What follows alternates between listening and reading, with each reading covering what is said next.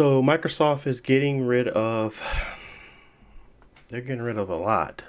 Now they're getting rid of a lot of stuff, but they're mostly getting rid of the gold games with gold. Their game's been crap for about, I don't know, last year and a half now. They haven't had a real good game for a while. So games with gold was bound to fall off. Unfortunately, you're not going to be able to have a copy of that game anymore. It's kind of going to be like that subscription, but at the same time, you always had to have gold in order for you to play those games anyway. So at least they are aligning with the subscription that they already had before.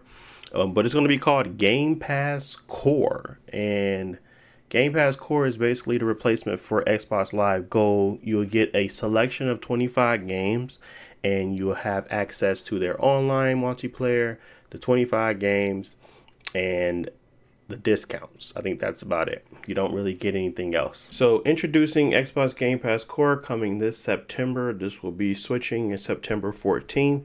So you want to be aware of that. It will be transferring your Xbox Live Gold to Game Pass Core.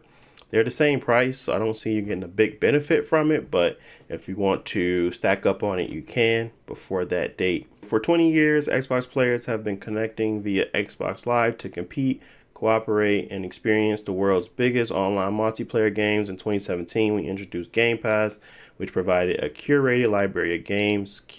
Game Pass Core brings online play together with Game Pass and a new offering for gamers around the world.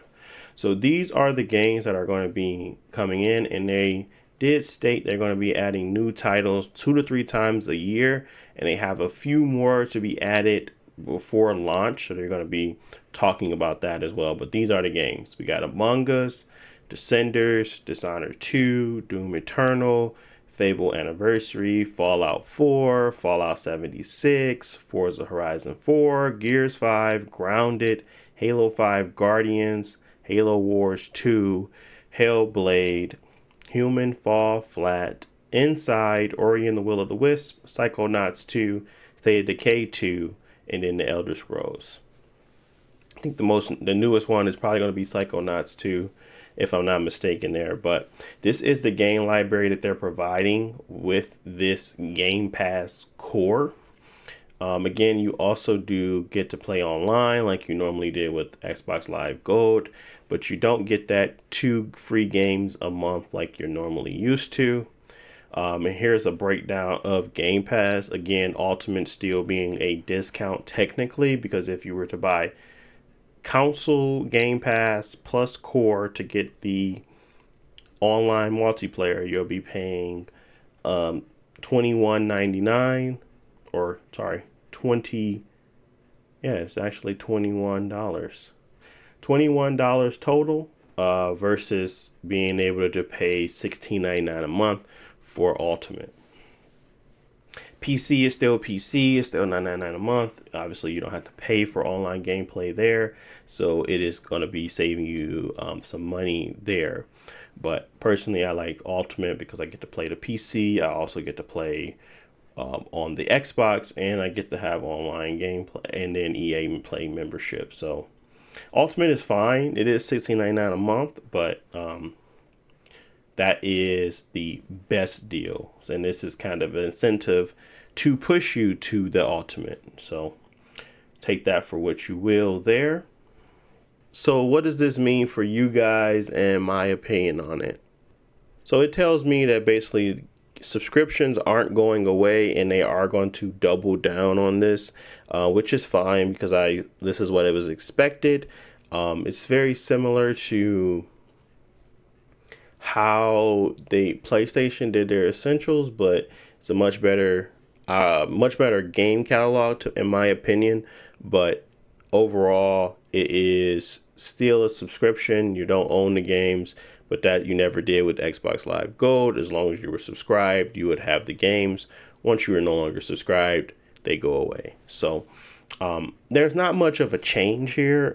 I don't know why the optics look so weird, because they kind of waited until after this was all finished to kind of state this, but it was going to happen anyway. So the only thing I can think of is that maybe they wanted to see if they won, made sure that it was positive news before they added some different news, because really this isn't bad news. This is just different.